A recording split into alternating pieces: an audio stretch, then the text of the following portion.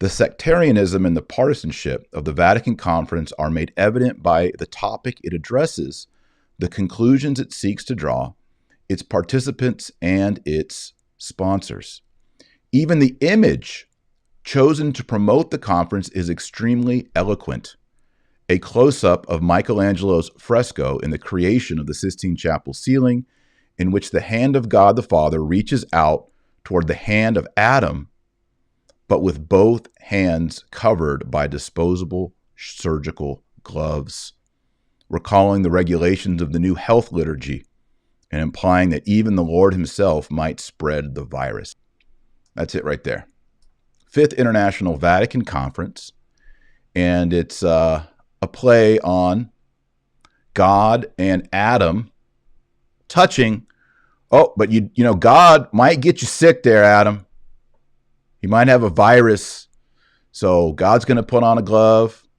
Adam's going to put on a glove. We can only touch the divine with gloves. Why would the Vatican do something? I would say that this is sacrilegious and blasphemous. Maybe you disagree with me. That's okay. That doesn't represent our faith. You know, one of the most iconic images in Catholicism is that, you know, beautiful piece by Michelangelo. God creating Adam and sort of this intimacy, this connection, this communion between God and man made in God's image. And we're going to put rubber gloves over it. Oh, he also speaks of the health liturgy. That's what humanity, secular, atheistic, unbelieving humanity right now in 2021, their liturgy is the health liturgy. It has rules, it has rubrics, it has rites, it has rituals, it has an inquisition, it has dogma, it has morality, it has doctrines. It's kind of like what Fulton Sheen said up here. It has the notes and characteristics of the church, but it's reverse and emptied of divine content. Viganò says, in this sacrilegious representation, he's talking about this, the order of creation is subverted into a therapeutic anti-creation, in which man saves himself and becomes the mad author of his own health redemption. Instead of the purifying laver of baptism, the COVID religion proposes the vaccine, the bearer of disabilities and death, as the only means of salvation. I'm going to pause here. So you might have experienced this in your own life. People around you in your neighborhood, in your schools, in your workplace. Have you got it yet? Have you got it yet? Are you going to get it? I can get it for you. He says, instead of the faith in the revelation of God, we find superstition in the irrational assent to precepts that have nothing scientific about them, with rites and liturgies that mimic true religion in a sacrilegious parody.